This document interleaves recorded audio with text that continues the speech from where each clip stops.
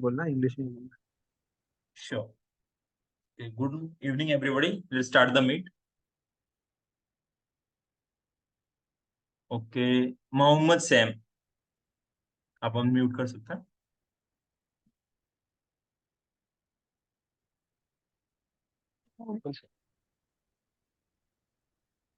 Okay.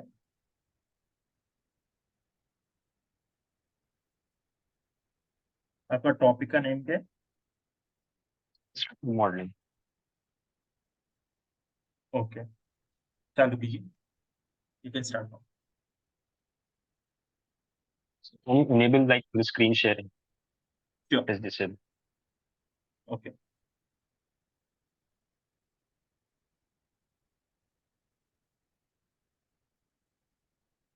Hmm. Yeah. It's enabled.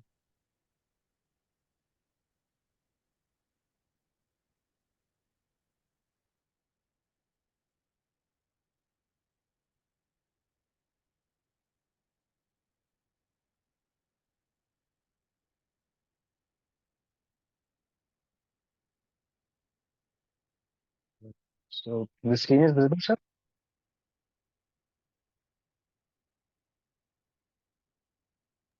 Yes, it's visible. So good morning, everyone. My name is Mohammad Saim. I'm from the data engineers group, and I am present here to give my presentation on the topic prescriptive analytics. And the data set that we were given was a product demand forecasting. So let's get into it. So first, let's see what will be the intents of the presentation. So first we will see what actually prescriptive analytics is.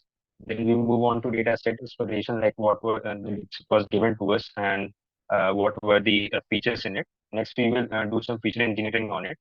Then we'll talk about our main topics, which is time series analysis. Then we will tell about the models that are being trained on it. And finally, we will evaluate a model and then the conclusion. So coming to what actually is prescriptive analytics. So prescriptive analytics is actually like having some data and determining an optimal course of action. So for example, like you have a data set. Now you want to see like if I have these conditions, what actually can I do with it? So like if I have some conditions like I want to achieve this particular goal, then what should be the steps that I should be taking to achieve that goal? So, in totality, prescriptive analytics is just like that. So, by considering all relevant factors, this type of analysis yields recommendations for the next steps. So, because of this, prescriptive analytics is a valuable tool for data-driven decision making.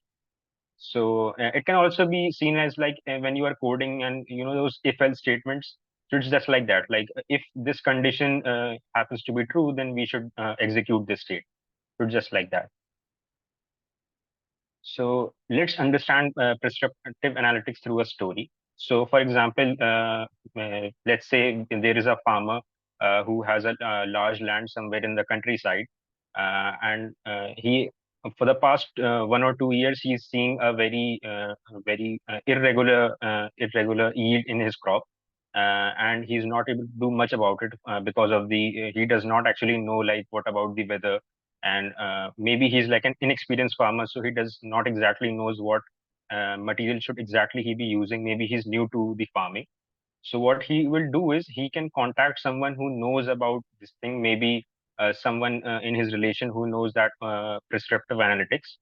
So what he can do is he can contact him and tell him his condition and say like, I am suffering from these many conditions, and I need to have some like solution for this.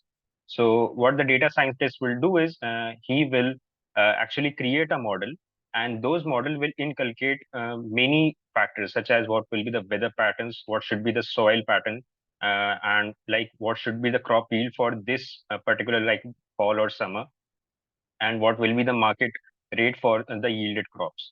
So after he has prepared his model, he will give it back to the farmer, and now farmer can actually implement those on his site. So once he uh, feed his data into this black box of prescriptive analytics, now he can determine like, okay, maybe I should plant this particular crop on this particular seasons to maximize the yield, so that by maximizing the yield he will gain more profit rather than what he was gaining from the previous year.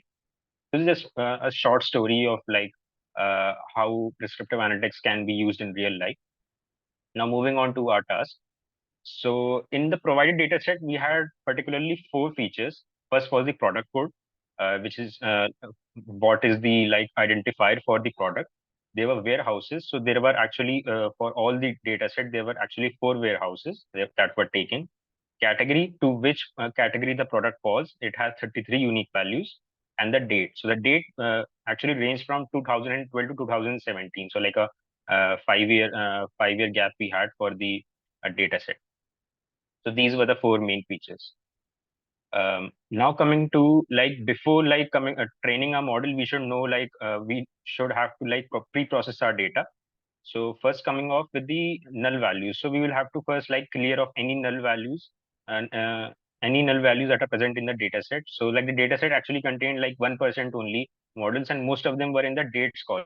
So like in the data sets, the dates column was sometimes like empty. So we have to remove them. That is the first thing. Secondly, we have to remove any duplicates. So for example, like for any particular value, we have two same values which may not like benefit our model. So we will remove those duplicate values. Moreover, we will, because the date is actually in the string format, we should convert it into the integral format so that it does not cause any type of like misregulation in the future.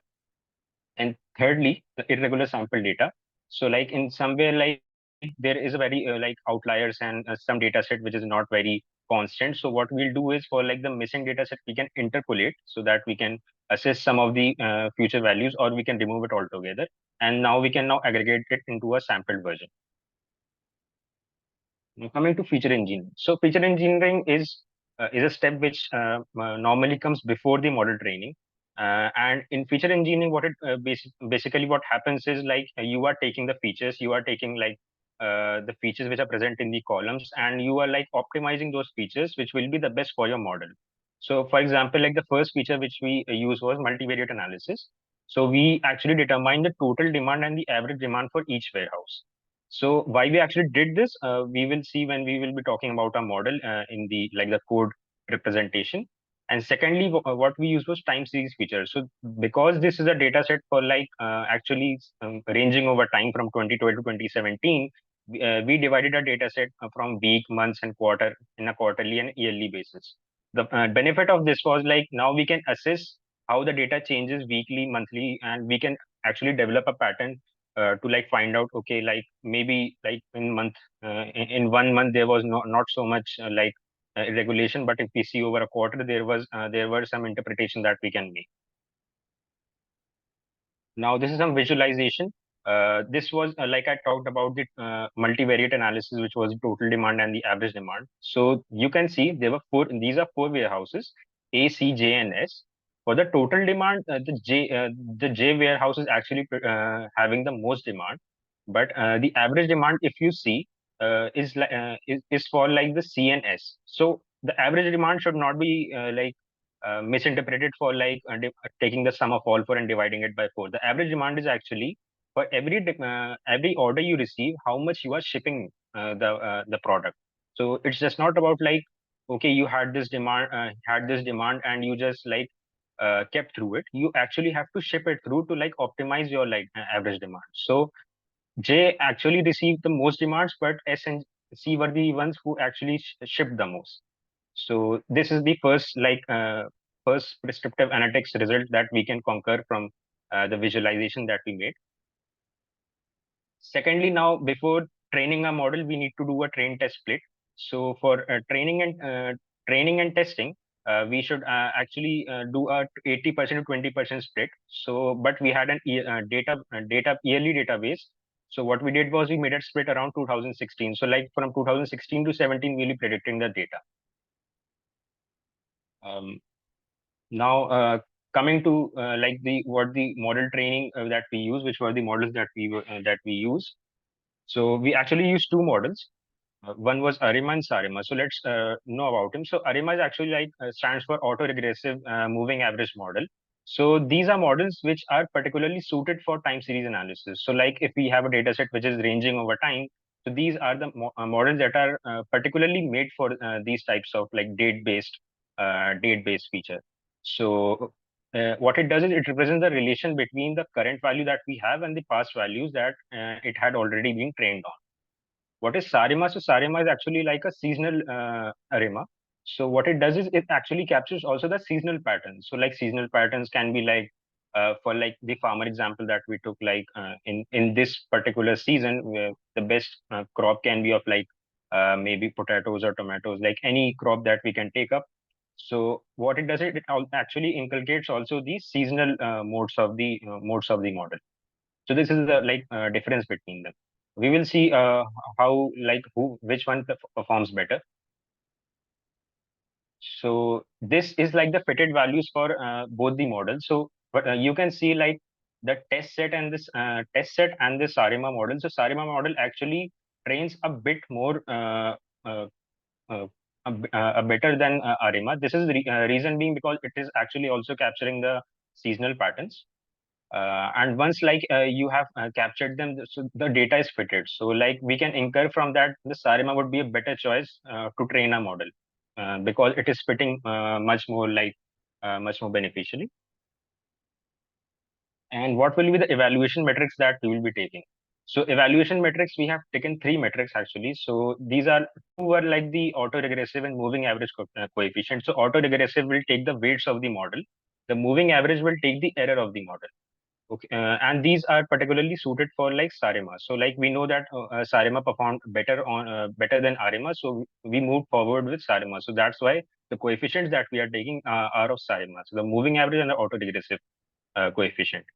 And last is the mean squared error value. Is that just like a statistical analysis of like how much error it is taking over overall the whole model. So the less it is, the better will be the model.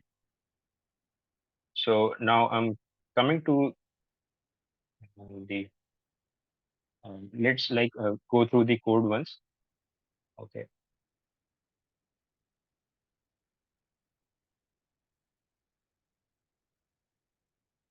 Is the code visible, sir? Yes, it's visible. Okay. So first we started off with like importing our libraries. So these are like the basic libraries that are used in like data science. So like NumPy, Pandas for data frames, Seaborn and Matplotlib for like visualization features. So here we can see the data set. So data set is like for like these warehouses. So like I displayed like first five data set. So it can be seen like one is the product code, one is the warehouse, this is the category, this is the date, and this is the order demand. So order demand is the one that we'll be uh, predicting that is after we have trained the model. Coming to like the cleaning processes, so we know that like first we will have to actually turn them into like integer models. So like date is actually turned into an integer, similar with the order demand. Now coming to we have just like here we can see we are checking for like the missing data. So like you can see like a small amount of like data was from date that was missing. So we removed it. And here we are seeing the percentage. So like 1.07% was the total missing values. And we have finally dropped them. So now coming to like dealing with irregularly sampled data sets. So first was the interpolation and second was like the resampling. So now coming to the analysis that we done was, here you can see like the J has the most count of the demands that are receiving. And these are the five most categories. So categories do not actually have name, but they just have a code type of variable. So like you can see like 019 actually had the most demand. So this we can actually use this in our particular model key. Okay, like you can stress a bit more on the like the category 019 because its demand is very high. So like from an abstract position, you can think of like, okay, so like category 019 is always like in the demand. So it's something that should always be kept in the stock.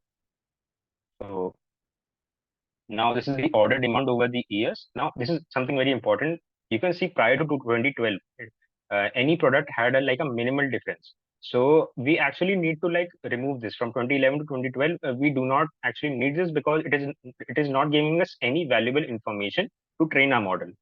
So in the next data set, we have actually taken it from the 2012, that is starting from here. So you can see that the new model will have actually a 2012 to 2017. So this is something very important. We need to like remove this from 2011 to 2012 because it is not giving us any valuable information to train our model. So in the next data set, we have actually taken it from the 2012, that is starting from here.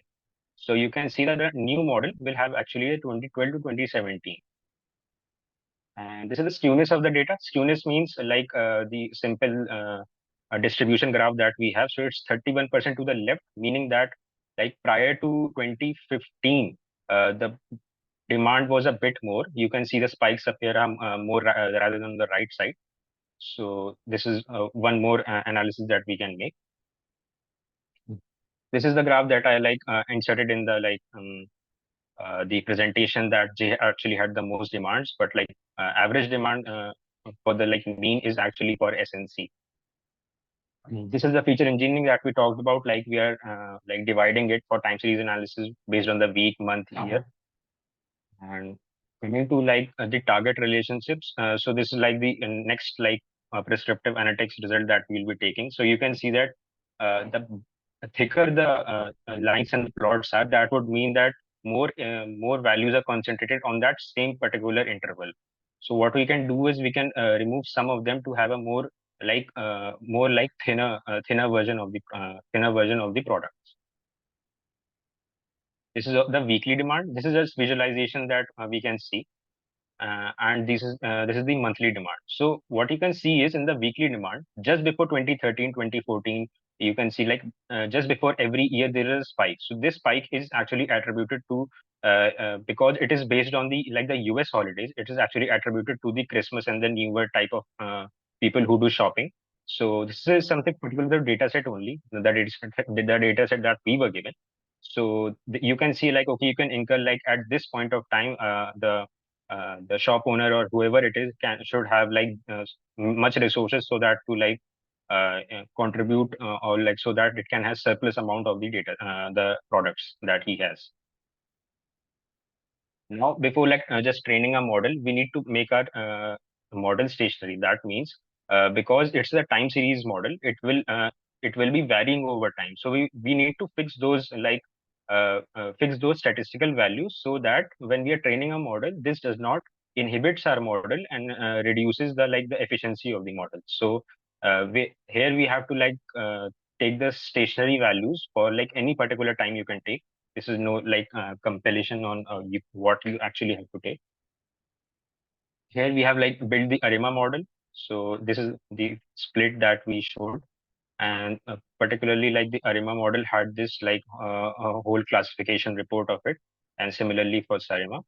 So now we will let's see. So this is what the for the ARIMA model. So like it shows like what it was predicting, and this was actually I like mentioned in my the presentation. Like you can see the ARIMA graph and the SARIMA. So SARIMA fits better. So we chose SARIMA for like the future versions. Now, just before like predicting a model, we have to take it back to the scale because so that it does not like actually varies with time. So this is the like the actual demand. So you can see like it falters a bit more on the writer side because this is the data we are predicting. But like compared to ARIMA, it performs much better. And finally, for the future prediction that you can make, so like from 2017 to 2018, it is making the future demands. So this is it. Coming back to the presentation.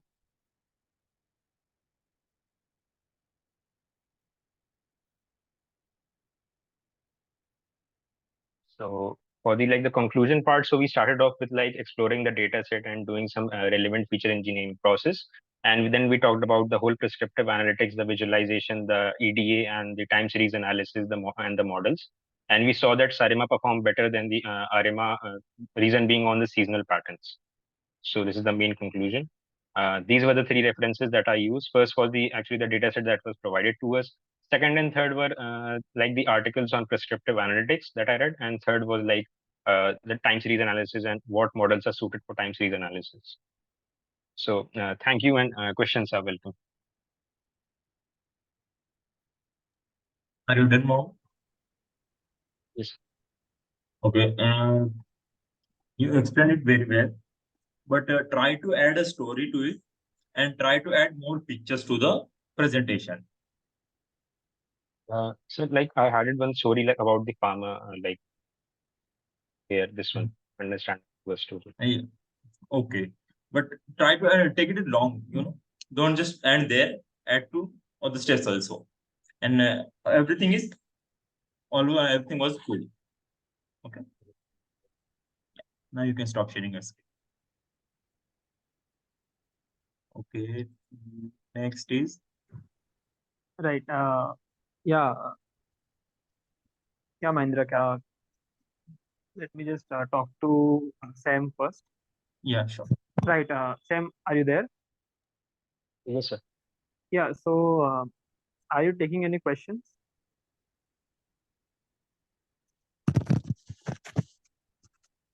Hello. Can you hear me? Yes, sir.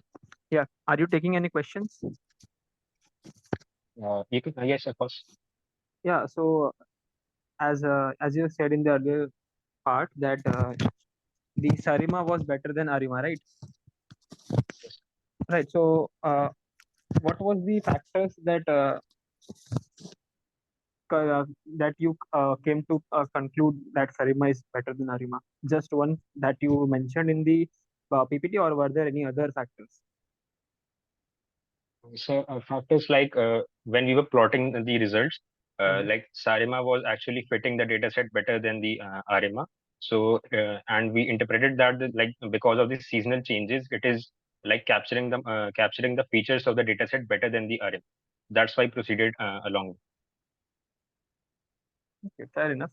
And secondly, when you end the presentation, so keep a Q&A slide different from the thank you slide, and try to add your contact detail on the Q&A slide, right? Yes. Yeah, don't merge both of them. Just keep them separately, and yeah, you'll be good to go. There was a very good farmer story, but try to don't give content at the very start. Do the hook story first, and then relay your presentation accordingly, right? Because you started good with a good introduction about the prescriptive analysis. Just the hook story was after the introduction, right? So go for the hook story first, and then go for the introduction. Like now you use prescriptive analysis for solving that problem, and then you introduce the prescriptive analysis, right? So that will be in a much structured way, right? And the PPT formatting was very good compared to the last presentation. Your this was very much better delivered, right? Yeah, and that's all from my side. Yeah. Okay. Next is Tanu.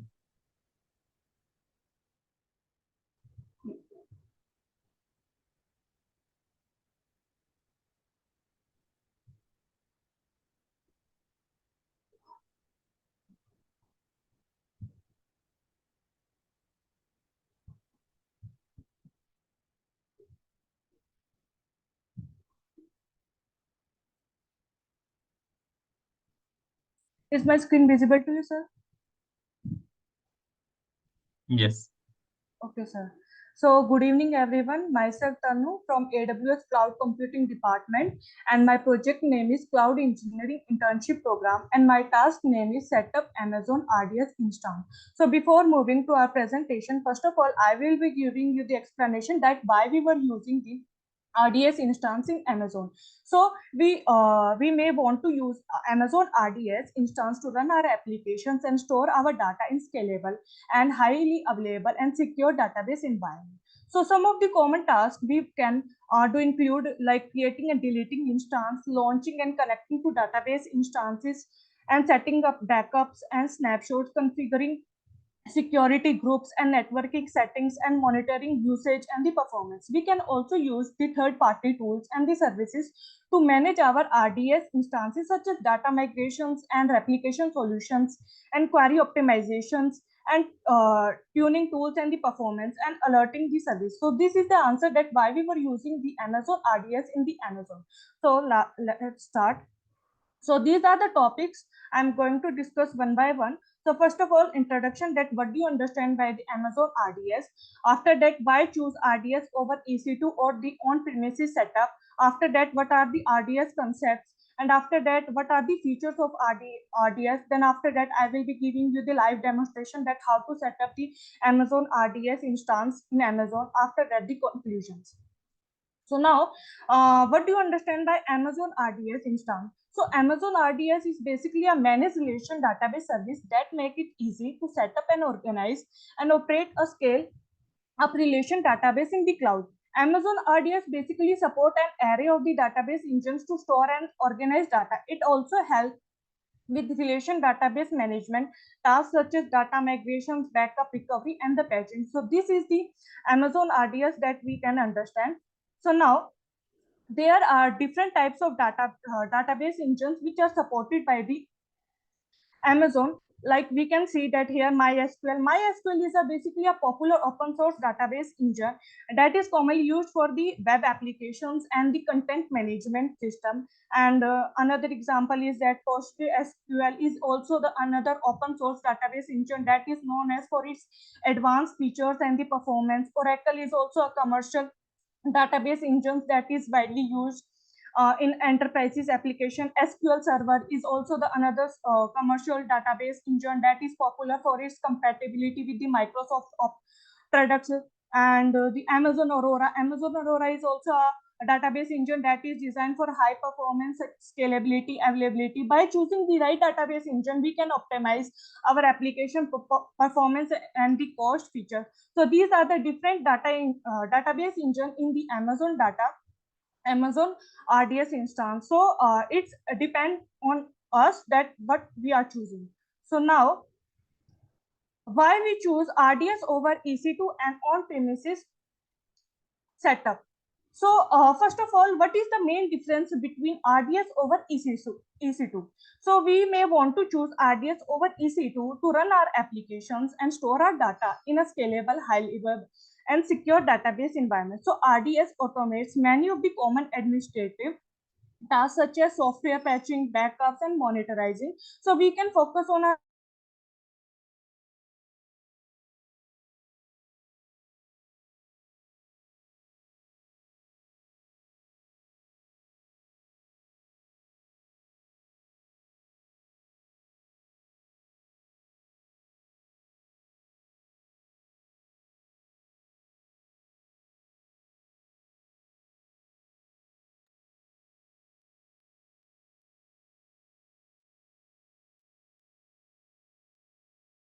Tanu, hello.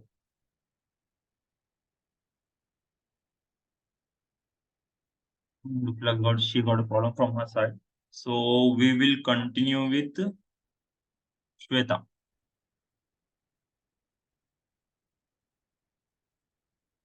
Swetha, turn your cam on and mic. Right, Mahendra. Yes, sir. Since she already started the presentation and is 1/3 of the presentation is done, so just I believe just wait for 1 minute. Okay, She'll rejoin. sure, we will wait. Yeah. Yeah, she is there.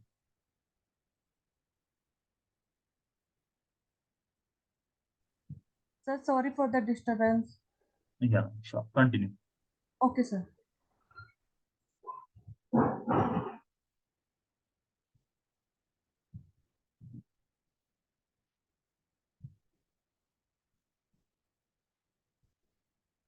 Sir, is my screen visible to you?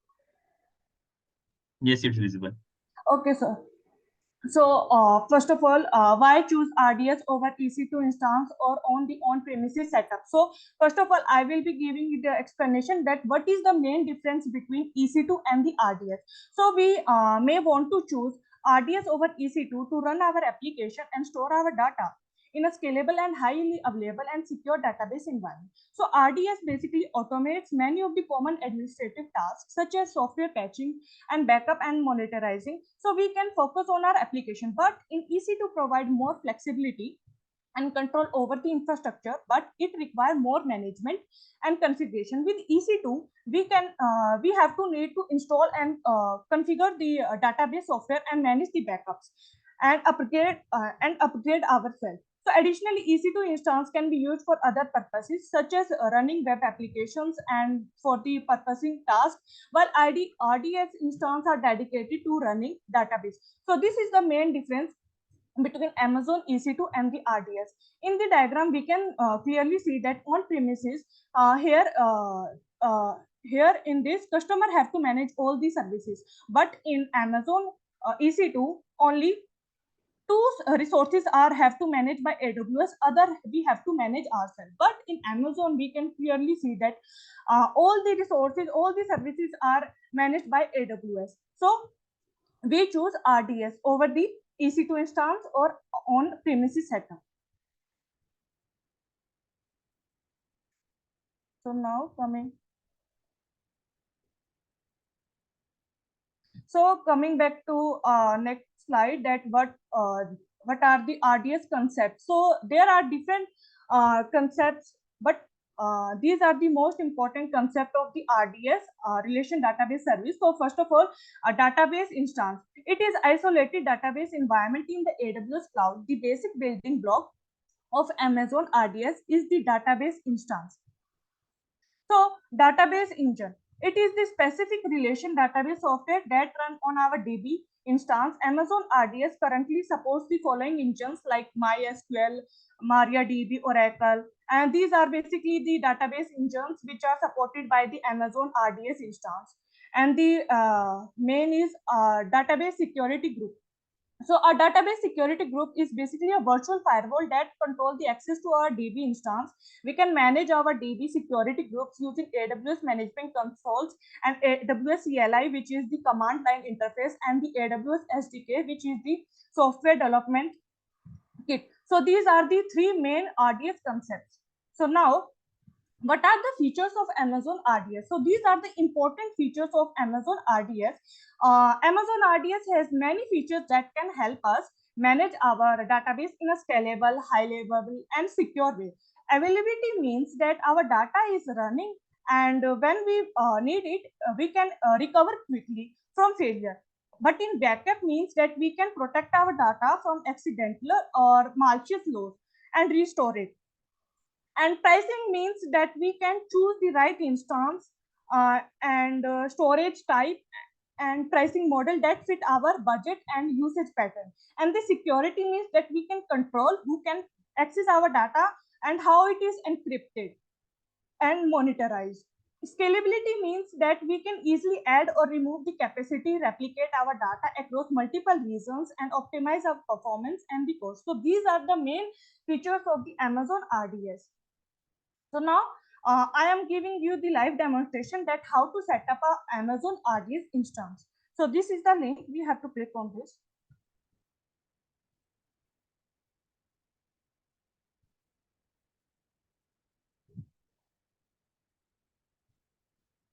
Sir, is my screen visible to you? No, we are still seeing the presentation.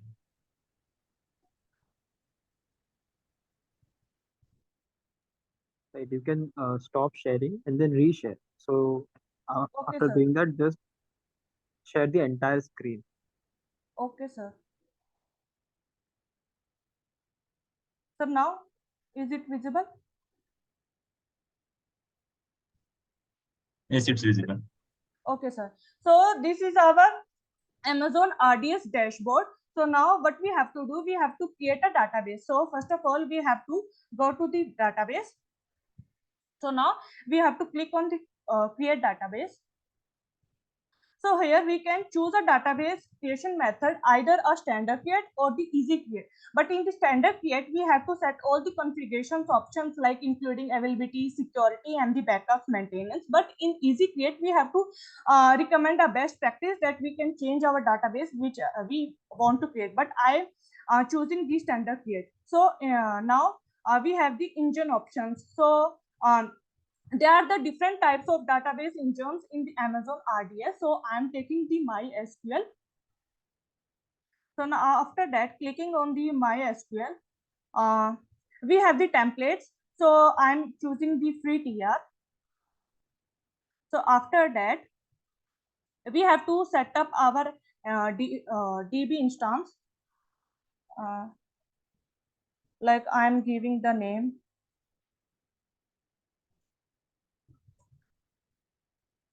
After that, we have to give the master username, like I'm giving the root.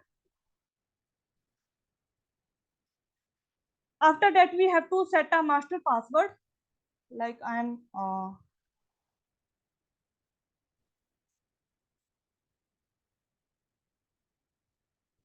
After that, we have to confirm.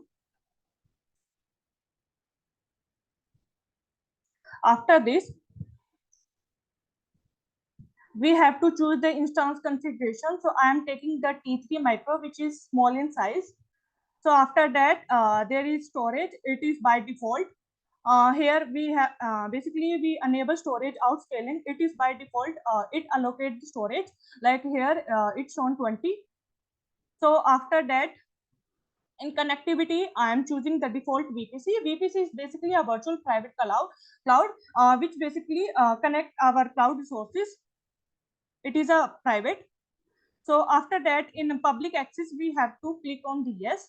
For that public IP address to the database, it will be connected to our VPC successfully. So after that, we have not given any references for the availability zones because we have taken the free TR.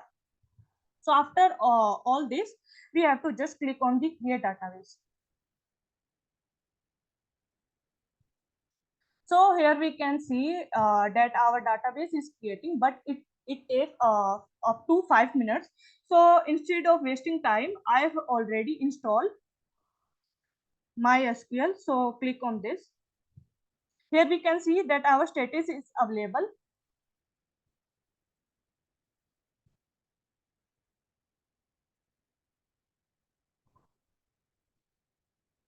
So here what we have to do, we have to basically, here we can see endpoint is written. We have to copy this and we have to paste in the host name of the MySQL workbench. In that we basically test the connection that our database is created successfully with our MySQL database. Then it created successfully. After that we can set up queries like for the school or create a database or the table in the rows and the form. So this is how that we set up our Amazon RDS instance in Amazon. So now moving back to our slide.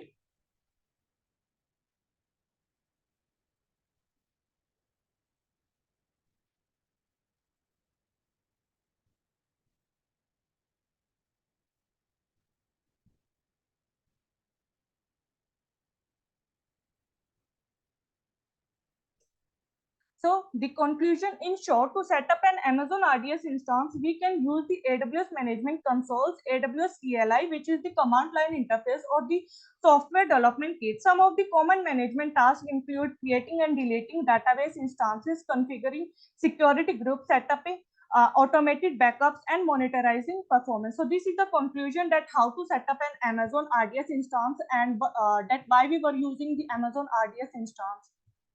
So now these are the references from where I can take the help for making the presentation or giving you the live demonstration. So any question, please may ask. If any queries, please may contact. This is my email. So thank you.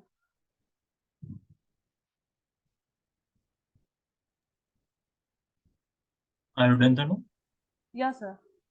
Your explanation was good. Your flow was good. Your patch was completely stable. Thank you. Just try to reduce text in your PPTs. Okay, sir. And just don't read from the slides. Okay, sir. Reduce text and try to explain yourself. Okay, sir. Because if we want to read, we can read directly from there. There's no need of your explanation. Yes, sir. Yeah. So try to reduce the text and explain. And the overall was good. Sorry, sir, you want to add something? Right. So yeah, I believe you can hear me. Yes, sir. Right. So during the demo part, your explanation about each specific things were good. It's just you started from the VPC point rather Yes. than going for the what's the tire and then what's the storage necessity and it was mentioned like about about system configuration. So you didn't explain them. So if I have to uh, go for a YouTube video that explain that actually shows me how to set up the RDS instance, and then if I watch your presentation, so then what's the difference? Because that same purpose is being done by that person as well. But what you can do here is just explain what are those parameters, right? It was good that you started from the VPC point, but what about the previous ones? And then when you started the setup, you Yes, don't sir. directly go for the setup, right? First, you have to log in into your Amazon account, and then from Sir, there, basically, I have already logged in. yeah, right. So, but if I am new to this whole concept, and you're directly showing me a screen of Amazon instance page, how would I know whether how to even reach there, right? Sir, basically, I have allotted a task that set up an Amazon RDS. In previous, I have to create a Linux instance. In all, we have to do sign up, sign up. So that's Right. why. Exactly. That's my point. So what you can do is, as you can start with this, as previously we have done the setup the instance. Now Yes, sir. we move on to the Amazon RDS, and we continue the task. Right. Yes, So sir. there you are interlinking your previous task with this task. You getting my point? Yes, sir. Right. So that's how you actually start your hook story. Because when you started the presentation, you directly jumped on what is Amazon RDS, why is it better than EC2 and everything, and then you explained about SQL and Aurora and everything. So what, although this is a very a tutorial kind of task, right? Yes, sir. So there's not much hook story that you can build here. So what you can do is just connect with the previous task. So it will give you a proper flow, and the Okay, audience sir. will know, like, yeah, this is not the new one. It's a part has already been done previously, right? And it's a continuation. So they Okay, will tend to go for that first part, how did she started, right? And not directly go for the RDS. okay, sir. Yeah, I believe I was clear. Yes, sir. Right. Yeah. So the ending part of the presentation was good because the reference were mentioned, conclusion was mentioned, and there was a separate Q&A. Thank you, State. And yeah, in the reference slide is itself, from the second, third, fourth references, there were YouTube links, right? Yes, sir. They could be any random YouTube links, right? So you should be telling us like what are those links? What did you gain from those links? Okay, sir. Right. Yeah. That at that part you can improve. And the as I mentioned, try to interlink your previous task. It's a continuation, right? So Yes, sir. yeah. And the rest part was very well explained. You did improve from the previous task you gave to me. So yeah, this was much better than that. So you Okay. are actually improving. Yes, sir. Yeah. Yeah. Good luck.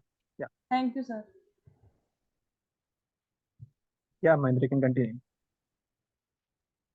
So next is Swetha G. Sir, am I audible and visible? Yes, you are.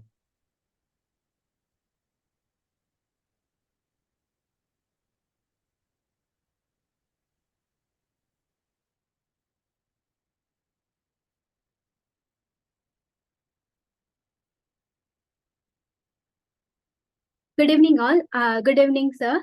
I am G. Swetha from Cloud Computing Department. Today, I am going to present a topic on Get Started with Amazon S3. These are the content of this presentation. Let's consider the scenario. A businessman wants to store his professional and private data separately. And he also has some requirement like it can be accessed from anywhere in the world at any time. And also it should be affordable. Then he searched for many cloud storage. Then he finally found Amazon Simple Services S3 is the best storage service because it should be accessed from anywhere in the world at any time, and mainly because of it should be affordable. First, what is cloud computing? Basically, cloud storage is a web service where your data can be stored and accessed and quickly backed up by the user on the internet. It is more reliable, scalable, and easily accessible, and also securable than other traditional on-premises storage service. Basically, cloud computing is a three types: public, private, and hybrid. Cloud storage is offered in two models: pay on for what you use, pay on monthly basis. Before AWS, we have a curious about what people should do before AWS S3. Having to purchase hardware and software component, requiring a team expect for maintenance, a lack of scalability based on your requirement, and also a data security requirement. And get into the topic, Amazon S3. Basically, S3 means simple storage service. Amazon Simple Storage Service is a scalable, high speed, and also a web-based cloud storage service. The service is designed for online backup and achieving the data and application from Amazon Web Services. And also it could be accessed from anywhere in the world at any world. And also it should be affordable for anyone. Amazon buckets and object. Basically, an object consists of data and metadata. Bucket is used to store object. When the data is added to a bucket, Amazon S3 is created a unique version ID and allocated to the object. Here, object name is object contain a one folder. That folder contain penguin.jpg. That object within the bucket, simple learn.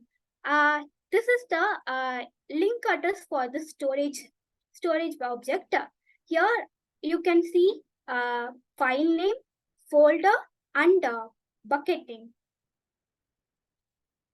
Let me show you a demonstration.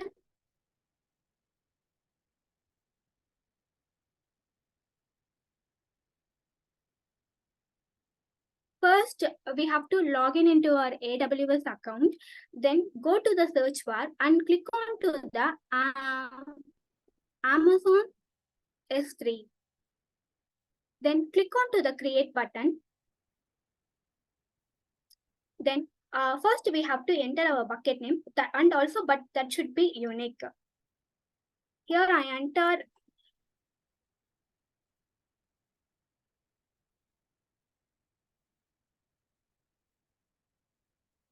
and we have to select region. That region should be anything. I select Asia Pacific, AP South. Then the step 2 is object ownership. I leave it as a default because ASC is disabled. It should be recommended by the AWS for the security of the data.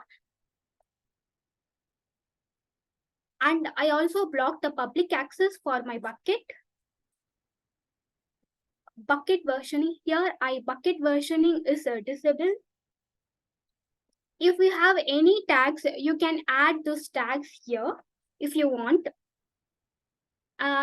Then for my bucket security encryption, here I select server-side encryption with Amazon S3 managed keys. Bucket keys, I also enabled. Then if you want advanced settings, you can click on to the advanced settings. Then click on to the create bucket. Here, my bucket name is not unique, so I changed my bucket name.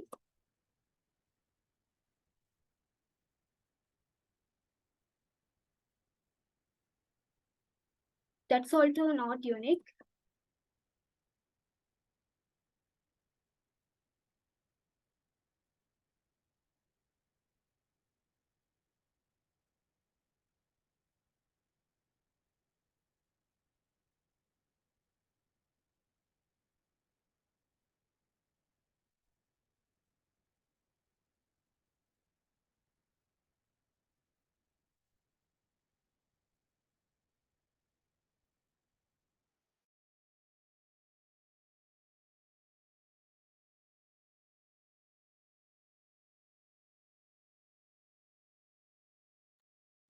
Yeah, Shweta, if you are stuck, yeah, just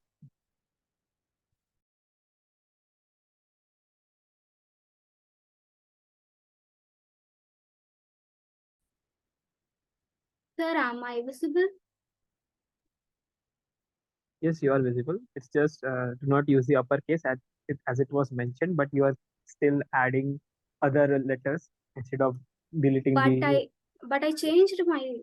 Yeah, now it's Okay. okay. Yeah, you can proceed.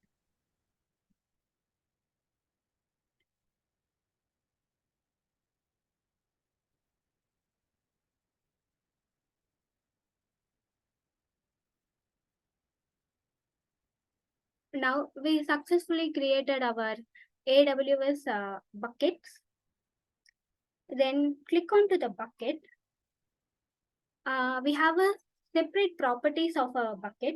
If you want edit your properties, you can check and edit like public access. If you want to give your data to public access also, you can give like metrics.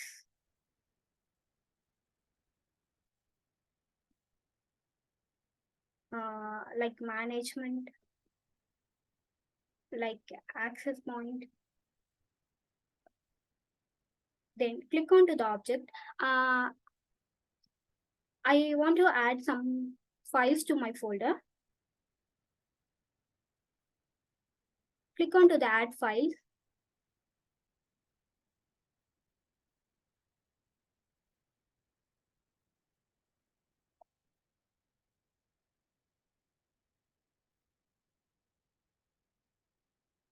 And I also add another one file to my folder.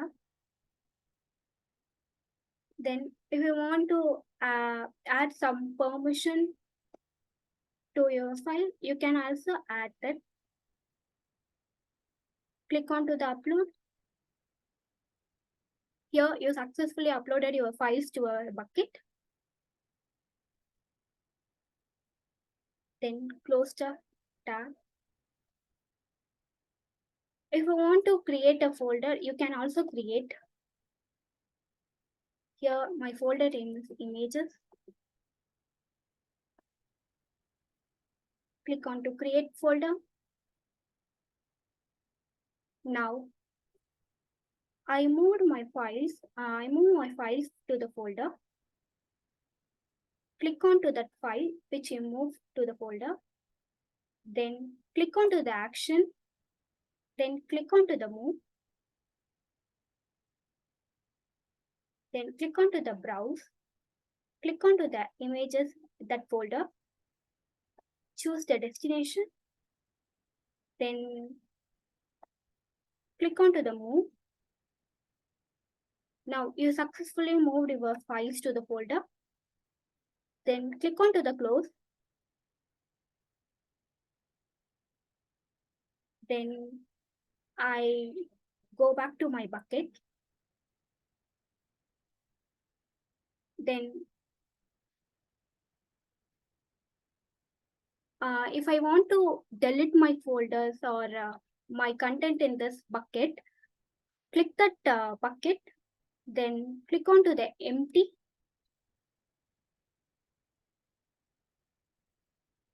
Type permanently.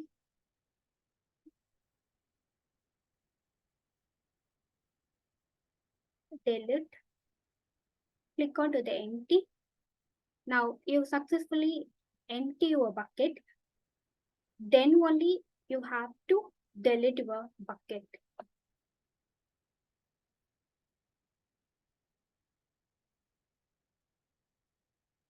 Type your bucket name.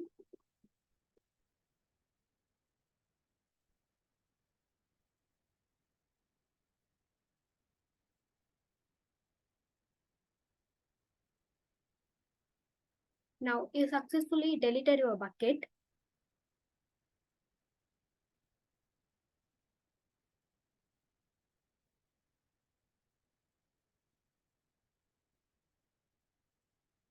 Now AWS S3 feature.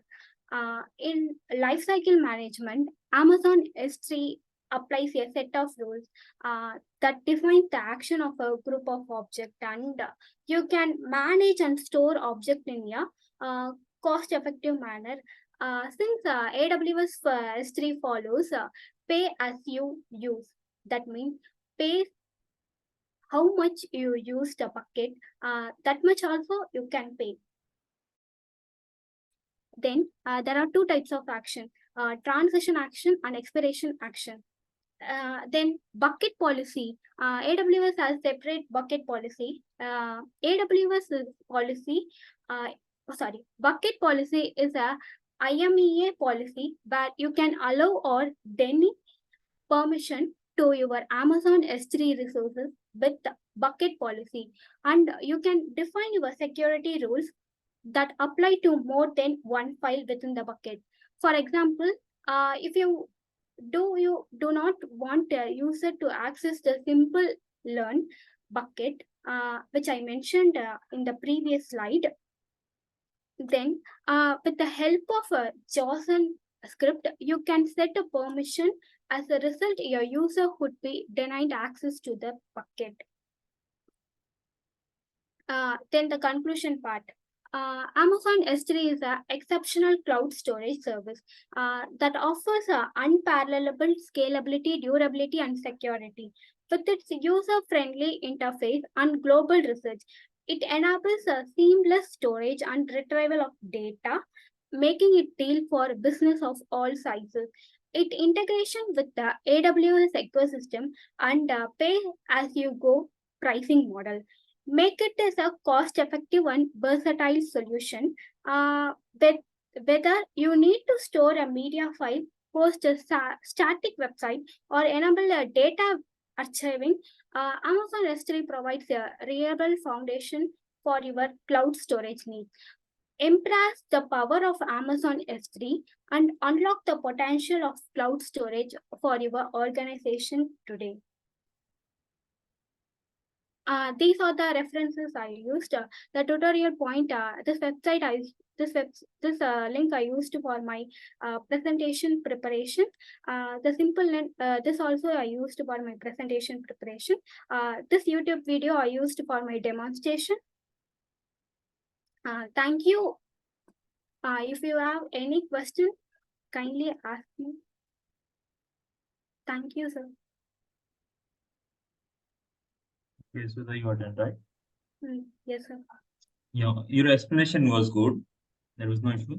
But when you were setting the bucket, try to explain the features like what is bucket sharing, what is bucket key, what inscription is, and why are is asking for file inscriptions, and try to explain that points. Okay, sir. Yes. Saurabh sir, you want to add something? No. Saurabh sir. Right. See, your presentation was okay, because you didn't cover actually much aspects of the presentation. Like, can you tell me what are the bucket limitations for this S3? Bucket limitation. Right. Sir, Because I don't know.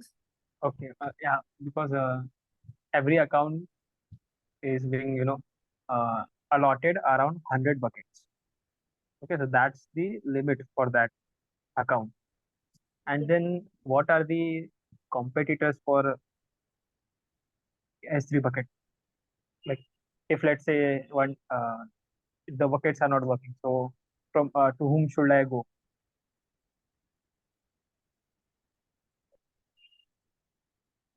Like, Sir, yeah, can you repeat again? yeah, I'm saying what are the potential competitors for S3 bucket? It's a storage, yeah, it's a storage service, right? Yes, sir. It can't be the first storage service. There has to be previous storage services existing, right? Yes, sir. Yeah. So why to move to bucket service and not go for them? What's unique about this?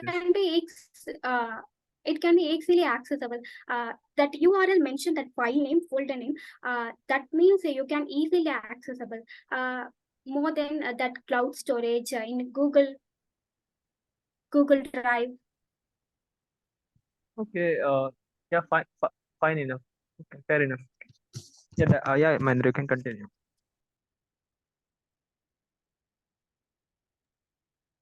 Okay, sure. Thank you. Okay, we will continue to Shaba Shakil Atar. Yes, sir. Yeah, you can start your presentation. Yes, sir.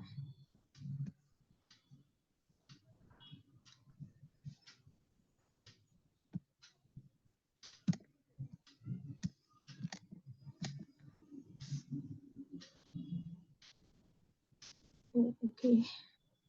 Just a minute.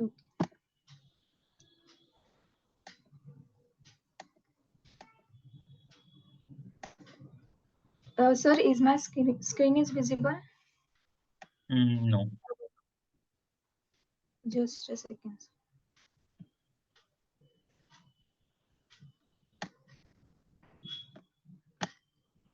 Oh, shit. Sir, just a second. Okay.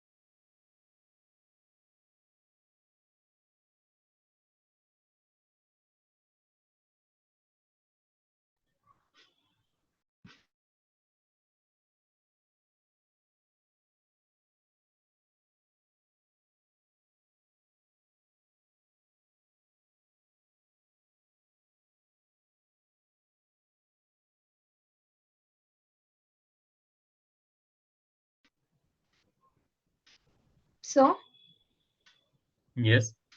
while sharing, my mic became automatically unmute. Okay, share your screen. I will unmute you from here. Okay.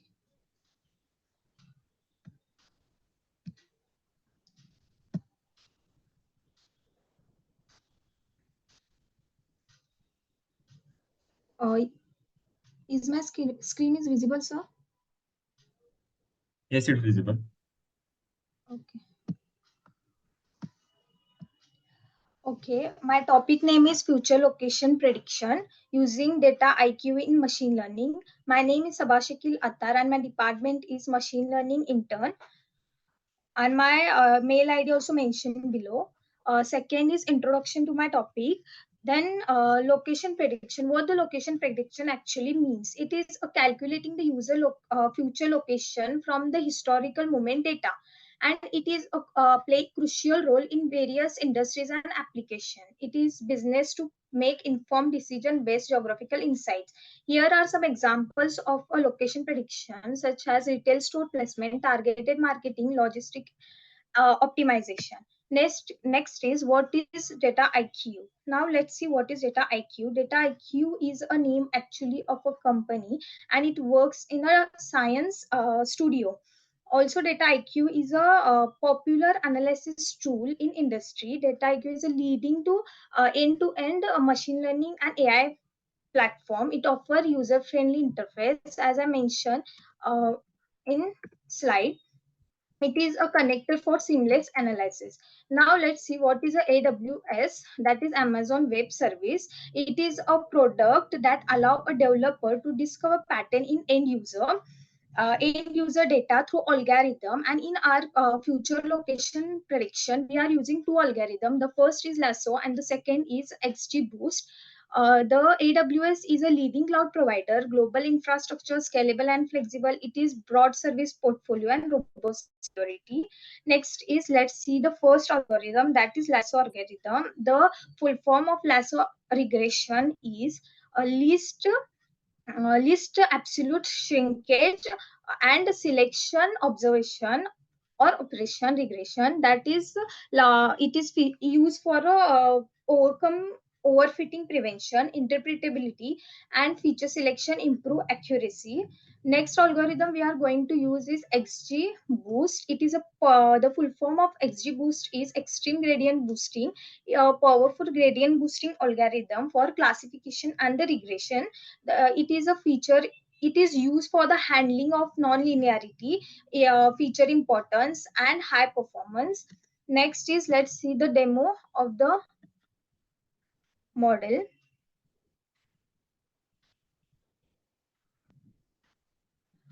what we first of all done, we have here launch a instance. The instance, we first of all imported the data set of a future location, and after importing, we have to launch a instance here. After launching instant, here we have to give a name. Actually, I have already created one intern here instance here. And what we next have to do, we have to copy the IP address of the instance and go to this platform and paste it here. As I paste already here, it takes to a data IQ platform where we have to log in through our username and password. And after logging in, we have to create a future prediction location. As I here mention there, here are created model where there are 4 data set, 2 models and 4 recipes. As mentioned here, you first of all we have to import a data, that is location data set. Next is we have to train the data. We have to go in a lab, new analysis. We have to select here the prediction model features such as event time start, event time end, latitude.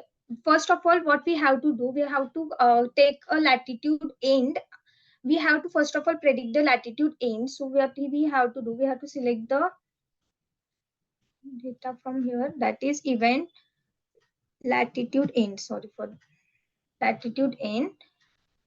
Then choose algorithm and we have to create.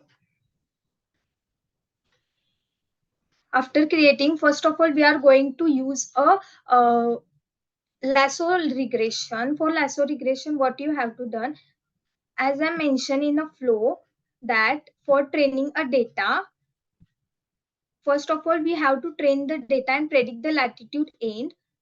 As you see here, I already predicted the latitude end. So we have, as you can see, evaluate from location data set.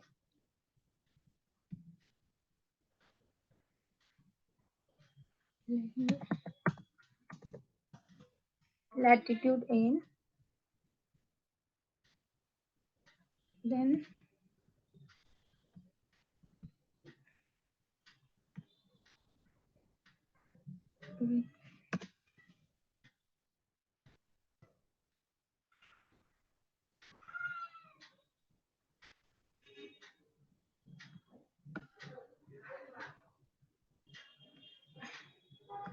oh shit, error got found.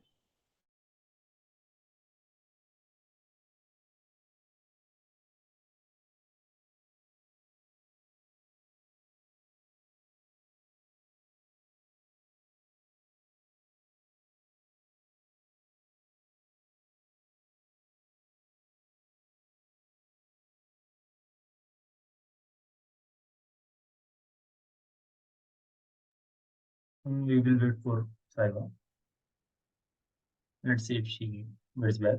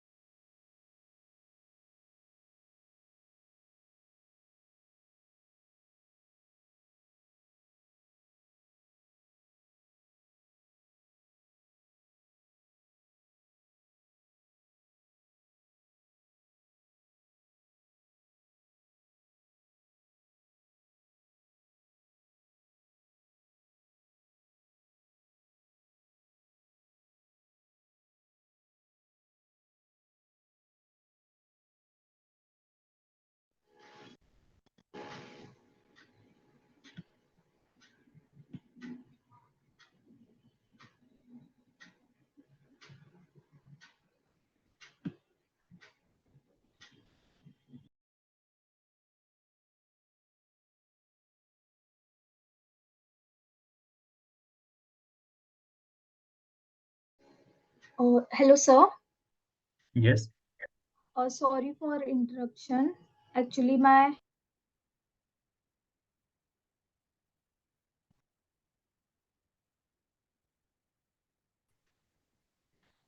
sorry for interruption, sir. My PC got stuck. Okay. You can Can I continue. just share? Yeah, sure. Continue.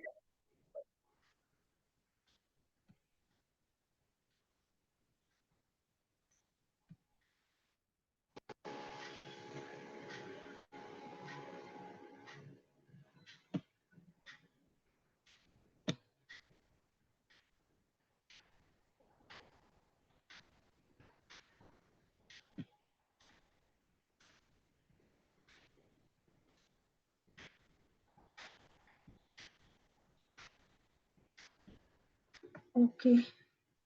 So as I mentioned before, I have created this flow. Similarly, I was started to create the latitudinal end, but as I mentioned below, I have already created the prediction longitude end, and by that longitudinal end, I have used here XGBoost algorithm and created the predicted longitudinal score. And you can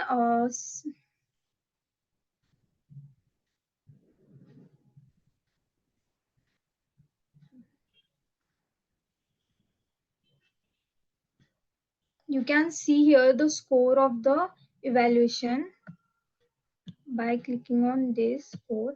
That means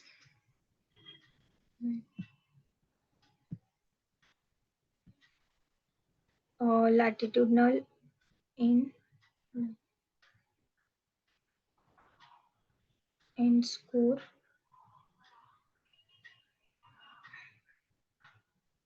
The root part does not exist. Okay, so there is actually not getting what actually happening.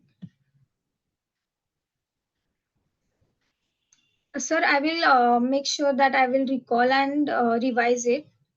That's it, sir, for today. This Okay, is the sir. main model which I have created using both algorithm. Here I uses the algorithm of lasso and here the XGBoost algorithm. And the conclusion of my project is to build the future location prediction basis provided dataset. Lassolar is used to predicting the latitude and XGBoost is used for predicting longitude. Using the both algorithm, I have created a suitable accuracy and my model got accuracy of 0.99. And I also exported the my project in a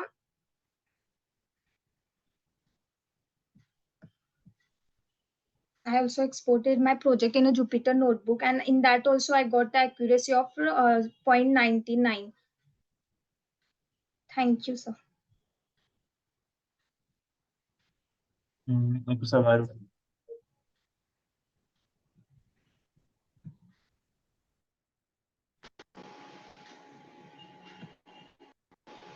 Are you done, Saba? Okay, sir. Okay, your So, presentation is not finished. So I will say just prepare yourself and then try again. Okay, so because many things are missing, like you don't have a story, we didn't got to see the setup, how you took the data, how you gave everything, what you set up. So prepare again and present next yes, sir. time. Saurabh, sir, you Yes, want sir. to add something?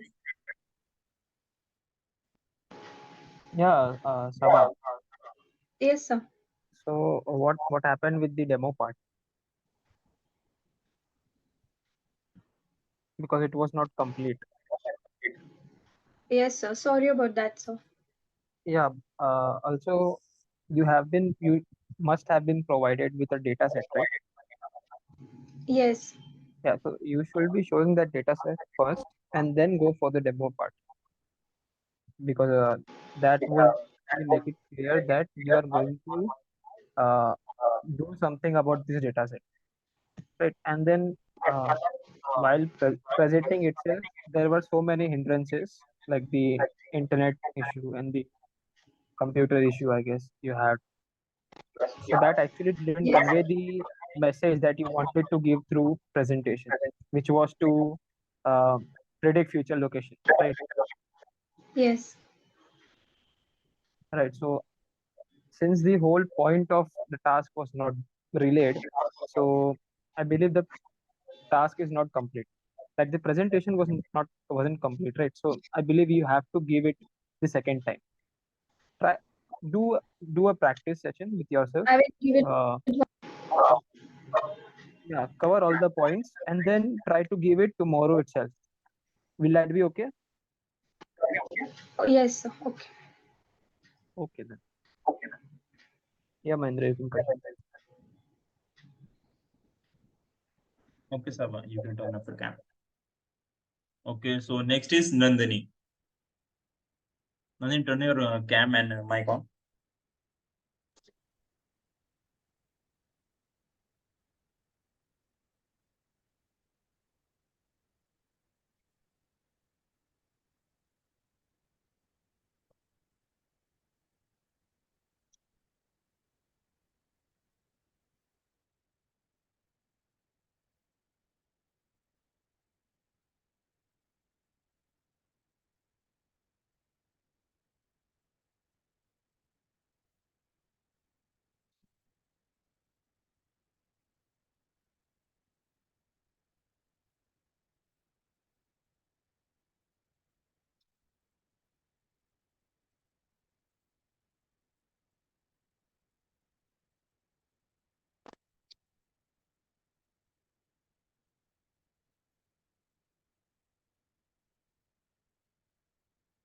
So is it visible? Yes, it's visible, but actually the fonts are too small to see, you know. Sir, your voice is not audible properly. Actually, the text on the PPT is not that clear. Are you on mobile? Yes, so firstly I joined with my PC, but it got some issue. Okay. So, sir, should we let her continue? Yeah, at least tilt your phone so it will go for the landscape mode. Okay, okay. Also, yeah, just turn your camera on because that's mandatory.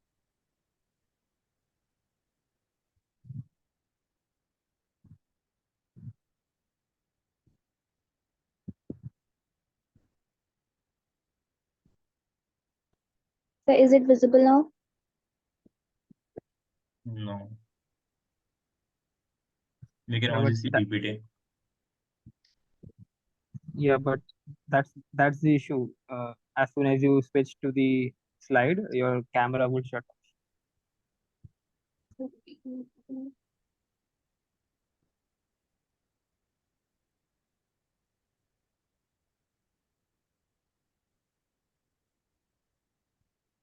So now it is visible. No. Try to join from a PC, then we will continue. Okay, sir. So, So just what was the issue with the PC? Like so the it's happening. Suddenly it gets on hibernation. okay, okay then. You maybe you can join with two mobile if So that's wait, possible. let me try once again. So yeah, then you can use one for presentation and one for your camera. Okay, sir.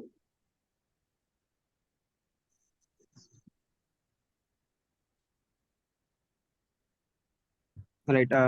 Yeah. Till then, she fixes her issue. You can go further for Devendra. Okay. Devendra Singh Chauhan.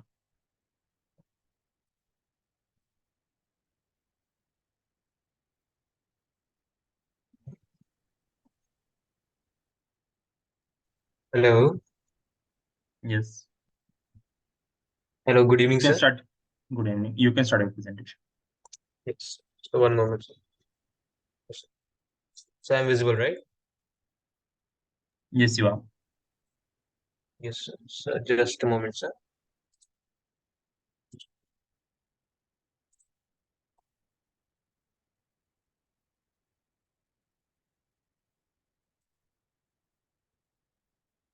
Is my screen visible? Yes, it's visible.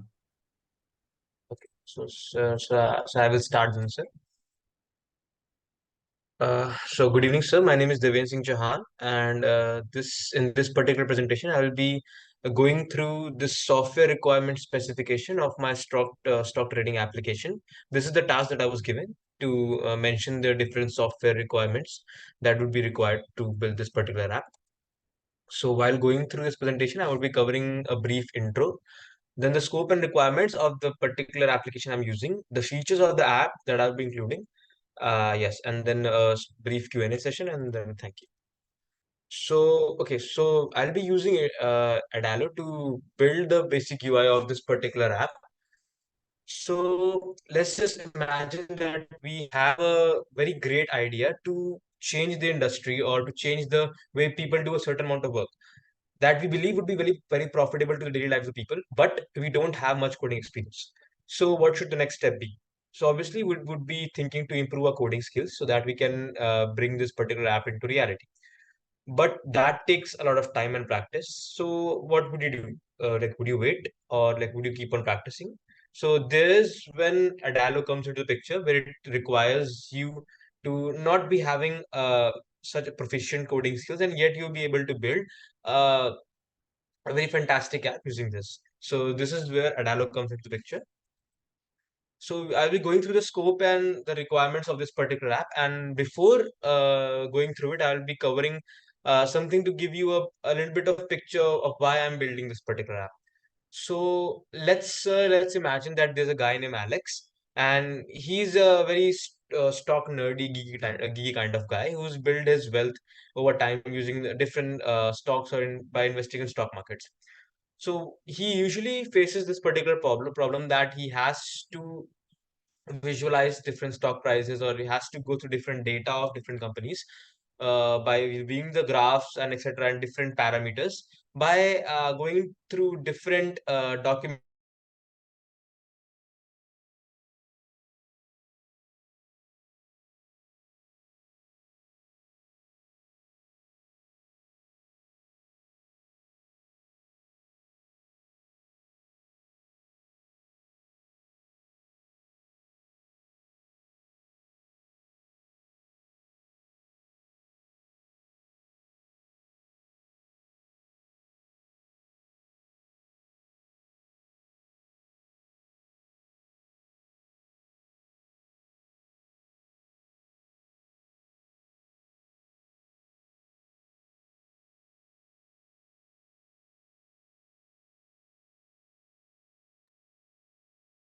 Hello. Yes. Sorry, sir, I got disconnected, right? Yeah. Sorry, I'm extremely sorry, sir. Yeah. Continue. Sir, where was our last second? Please tell me, sir, so I can continue from there. Schedule PPT. Yes, sir. Yeah. So, sir, as I was telling, I was going through the hook story, right? Yes. Yes, sir. So, as I was telling that this particular stock trading person who has built his wealth across the period of time using various stock and by investing in the stock markets, he has this particular problem that he has to go over through data of different companies on the different web pages, or through he has to go through different news to like get his data. But what if I tell you that this particular person can do it all in a single app? So that's what it does. He comes across this particular stock market app that through which he can visualize his data, he can access charts, he can study charts, he can uh, basically he can access data of various stocks that he's interested in, and he can also post it to the community or other people. So this is what the scope of this particular app is, and the scope of Adalo as per that why we're using is that it provides a very user-friendly interface to build apps and requires a little to no coding knowledge, so that you can be on the get-go of publishing your apps and bringing your thoughts and ideas into reality. So I would be going through this particular features, which are a user registration authentication, managing charts related to stock data, users feed, push notifications, and separate profiles and APIs. These are the particular things that I've planned to include in my app. Some of the features that I'll be going through in this particular PPT. So let's first go through the user authentication registration. As you know, that a large scale app that functions on a very large scale has multiple and a large number of users on board. So it is very important to uh, look into the data and preserve the data of many other clients. That's why this particular authentication registration feature is a necessity in today's apps. So that's what I've included in this particular app. So as we can see that it does not require an additional third-party software to implement this particular feature. This can be implemented basically using Adalo's built-in databases through which we can add our own records, and through the meaning of relationships between those tables, and through the medium of by which we can, on the user interface, we can dynamically add our records into the database. We can dynamically onboard users and also like verify their authentication. So this is what has been discussed here in the implementation, that Adalo comes inbuilt with the database feature, and we'll be using that. So first we are welcomed with a splash screen to tell that to basically welcome our users on board, and then we would be having the necessary UI, user login and a sign up page through which we can add a records to the particular user table, and then using that table we can make use of the authentication and the registration feature. So here is a basic example. This is the splash screen that I've made. This is the user tables, which has email, password, username, full name, and other necessary details that are required to onboard a user. This is the login page where the user that is already registered can log in. And this is the particular sign up page where the person who is not registered can sign up. So this is the UI. This is the registration process in action. So as we can see that as soon as we like click the enter the details of the particular email, password, and the name, basically the details of the user, and sign up, a new record has been created uh, in this users table. For example, this particular record I have already created through this method only, with the email, with the password, and the username. So I'll be going on the demo for this in the later part of the presentation. So, okay. So the next feature is implementing charts. Charts is a very important feature for anyone who wishes to study the stock market, as using that one could predict the movement of the stocks and the opening, closing price, etc. So what I've done in this particular implementing this charts in a particular application is that I've used a different third-party software called QuickChart.io. Regarding why I have used it is that in Adalo it is very easy to embed the static charts, for example the data that we already have, but to get the data from APIs and to visualize it in form of charts, uh, the QuickChart.io provides a very easy fix for that. So I implemented this third-party software. The implementation is very simple. For the static graphs, we can easily input our data and the graph would be generated. For this particular dynamic graphs, there is an option in that where you can include the API. They would be fetching the data for the real-time data for the graphs, and then that is later implemented in the form of graph, as we can see here. So this is the basic UI. This is the basic web page of the QuickChart.io. They host a lot of services. They also, as you can see, have various amounts of line charts, basic multi-axis, step, etc. As they provide different parameters in studying different stocks. This is the demograph that I created by the data that I've been provided. So this on this particular x-axis, we can see the different dates and the time. For example, the time has been mentioned here as this is the 6th March, 6th March, 6th March, and the time has been varied by each minute. So as we can see, the opening, high, low, and closing prices of this of the particular Bank of Baroda stock, as we can see here on the graph, I'm sorry, you can see on the particular graph the movement of the.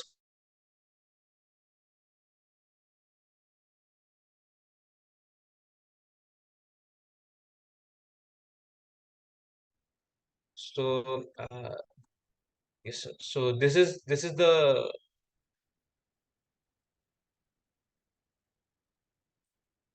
hello. Yeah, you're audible. You can continue. Yeah. Yes. So this is the particular thing on the QuickChart.io website, from where we generate our graph. This is we can include our API key and set the settings for different graphs that we want to include. So I included a separate feature in our app, which is the post feeds feature.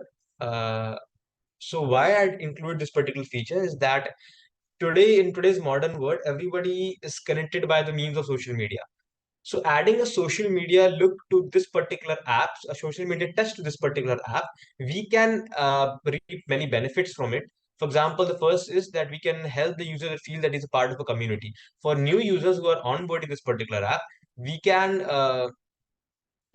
this particular feature can help them from other experienced users who have been continuously posting about their experience, about the different knowledge that they have on stocks. The users who are beginning, they can reap benefits out of it.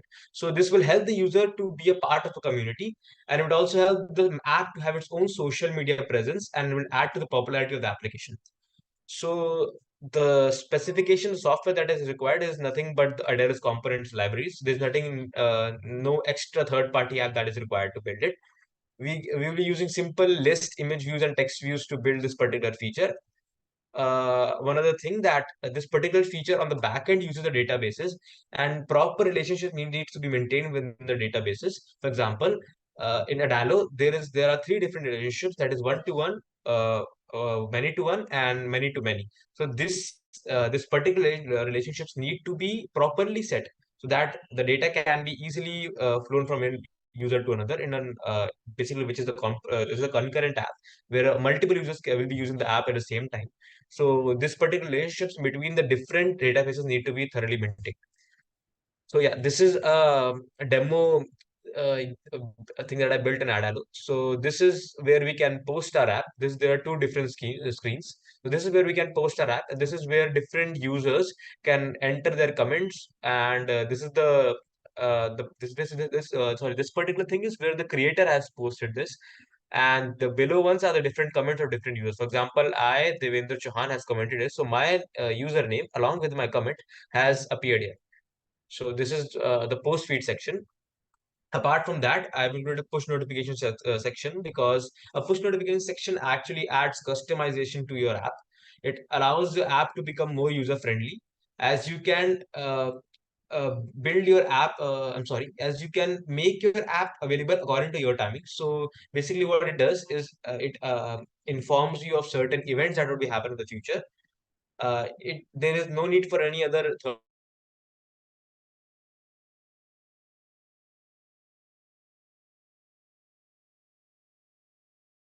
so the implementation is very simple. There is a separate notifications tab in the Adalos action window from where we can implement this implement this feature. I'm sorry. So here is a demo UI, a demo basically thing of I have implemented notification system. So this is the UI will be, and the user will be entering his customized notification. And here is the what happens at the backend of this particular app, where we can with this particular use to trigger the notification. Yeah, so sir, the challenges, there are various challenges that are faced that and will be faced while building this complete app.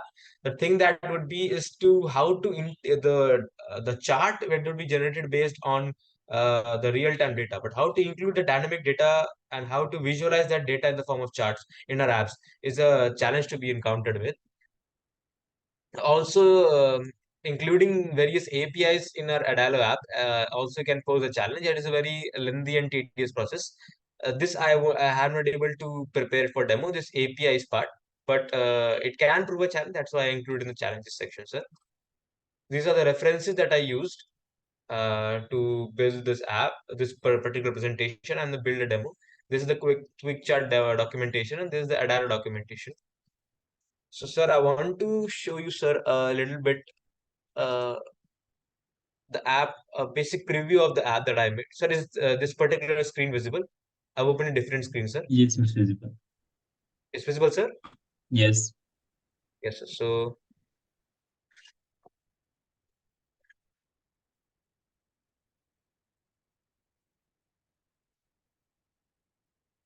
as we can see, sir, that this particular this is a particular demo that I built. So these are the posts that different users have posted here on my post screen.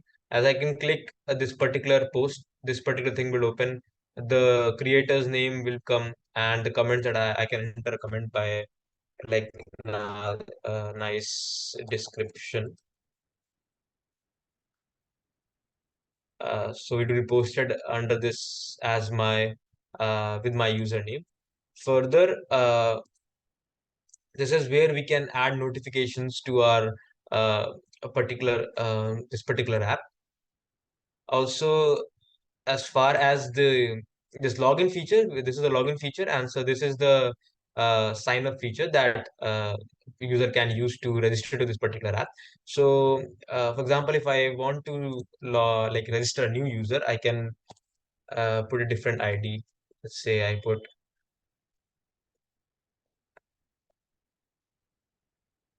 1234.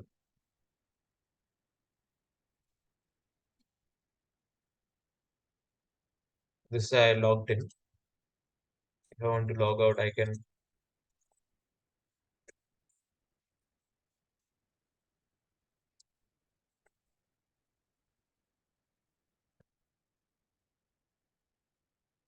So this so a new user has been onboarded, sir. Also, as we can see a database for it. For example, there's a users database. As you can see, we have 3 records here. This is the particular this particular is the record that I've just recently entered. The part about relationship that I was mentioning here was this add property, and here we can add relationships. For example, if we have to put a relationship for stock data, it would ask us about one to one, many to one, many to many. These kind of relationships that it can ask. So it has to be properly entered to make full use of the application. So yes, so this was the app. I have still to include, sir, charts in this app. So I'm sorry I was able to include it for the demo. Uh, so yes, so that's all from my part. Thank you, sir.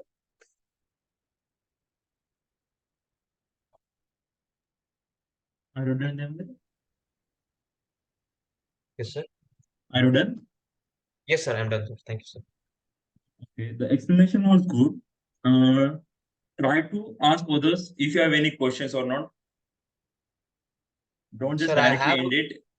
Don't directly end it just like you did now. sir, I have a few, I have one or two questions, sir, that I want to ask. No, no, Sir, no. Ask others. I'm You sorry, are sir. presenting your presentation, right? Yes, sir. So ask others, like people who are watching your presentation. Like if you have any questions, let me know. Oh, okay, sir. Okay, sir. Yeah, add that. And so, sir, would you like add something?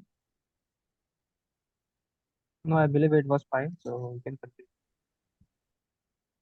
Okay, it was good. Sir, Yeah, sir, I myself want to ask a question, sir. I'm sorry, sir, but I want sure. to ask a question. Sir, in the mail that I got for this particular task, it was said that I'll be using Kotlin and a few other technologies to build this app. But Okay. sir, so far that the task I've been allotted, sir, it was mainly using Adalo. So will I be using Kotlin and Firebase, or it would be made using Adalo only? You can ask that question to technical support. Oh, okay, sir. Okay, sir. I will ask them. Yeah. Okay, sir. You can stop sharing your screen. Thank you, sir. Nandini, Yes, sir. are you ready for presentation? Yes, sir. Just a minute. Yes.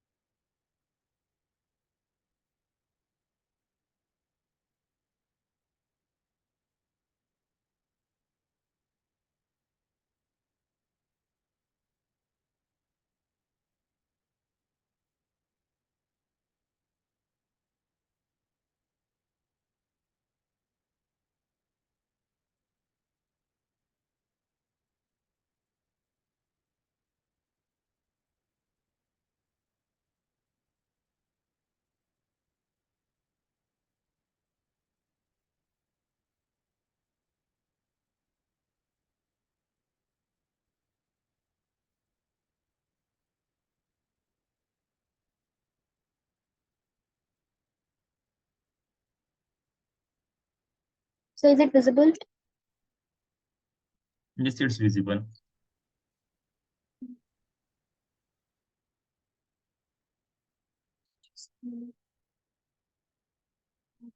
Good evening, everyone. My name is Nandini Pawar, and digital marketing is my domain. My topic name is Identify and Explore Digital Marketing Strategy for Food Tech Businesses. So, first, we understand what is digital marketing. Digital marketing involves some of the same principles as traditional marketing, and it is often considered as an additional ways for companies to approach consumer and understand their behaviors. Companies often combine traditional and digital marketing techniques in their strategies, but digital market comes with its own sets of challenges, including implicit biases. So it is about digital marketing now move further.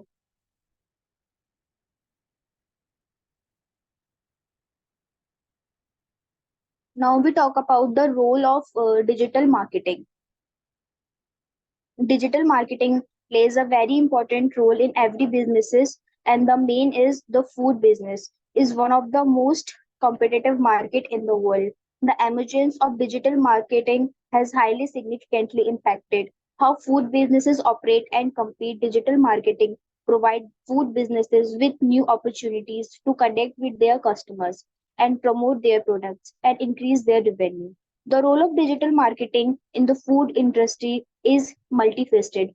One of the primary benefits of digital marketing it is that allow food businesses to reach a wider audience through social media platforms, food businesses, and engage potential customers from all over the world. Next is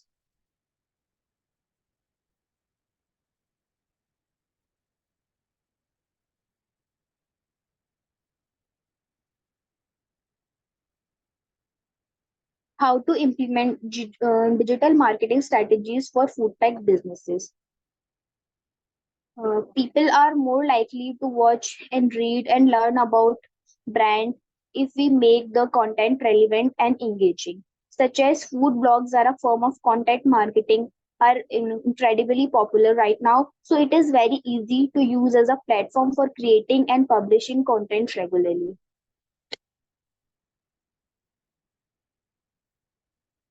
Now there are many ways that we can implement digital marketing in food tech businesses. Those are video ads, social content marketing, social network and social media influencers, search engine optimization, email marketing, and press releases. A CEO is a paramount. So it does not matter what company you have or the product and services you are offering. With any digital marketing campaign, search engine optimization is a paramount.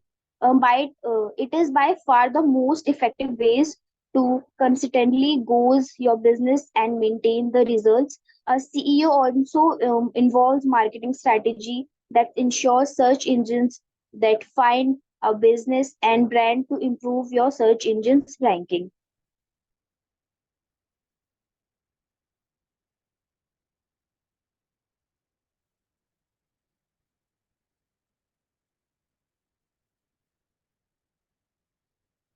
There are many big brands such as McDonald's, Zomato, Lay's uses digital marketing for their promotions, and they get very good effective results also. Now the next is exploring the strategies of digital marketing in food tech businesses.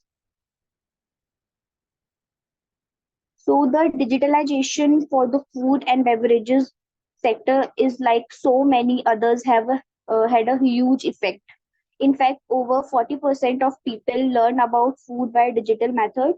We are not just referring to the fact that social media sites, Instagram in a particular, are overrun with food and drink promotionally, posts and reviews. But looking beyond that, there are also all the review sites and the booking sites and delivery services, and everything has been affected.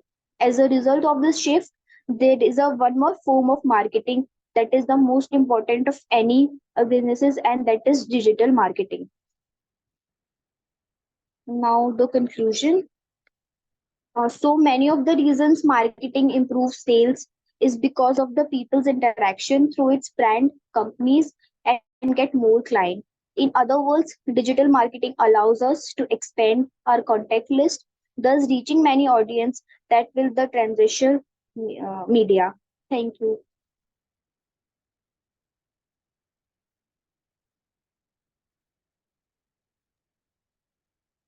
Are you done?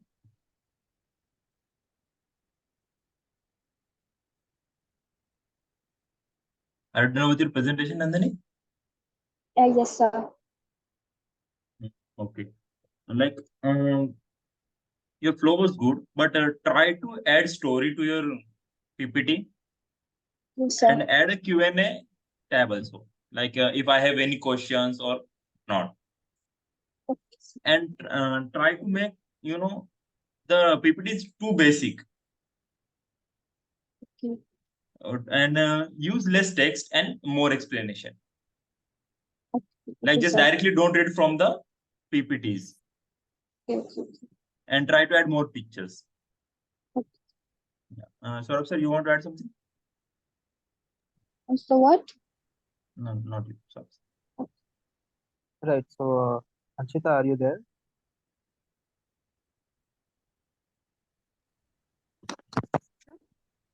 Yeah, am I audible to you? Yes, sir. Yeah. So, do you want to add something here? Yes, sir. Yes, Basically, I sir. want to say that the last thing that the flow is maintained, but I think the you should add some points. Means the content you are adding to your slide should be in the point wise. Keep short points and then explain those. So it will be much more readable and it will be clear, having an understanding to the viewer we actually listening to. And the last thing, when you are ending up, when you're wrapping up your presentation, then try to add a question answer slide, and please provide your contact information as well, so the new interns who are coming can contact you if they need any help. So flow should be like that: your conclusion slide, then your question answer slide along with your email information and thanking slide. So this basically set a mindset to the user that you're actually wrapping up your presentation. Rest, everything was okay, your communication was well, and try to add a short story. This basically helps the viewer get what the relevance of this project, that why you are actually doing it. So this rest, everything was okay. Thank you, ma'am. Thank you, sir. Right. I believe that was a very good point that she raised. And yeah, that's all from our side. Yeah, Mahendra, you can continue.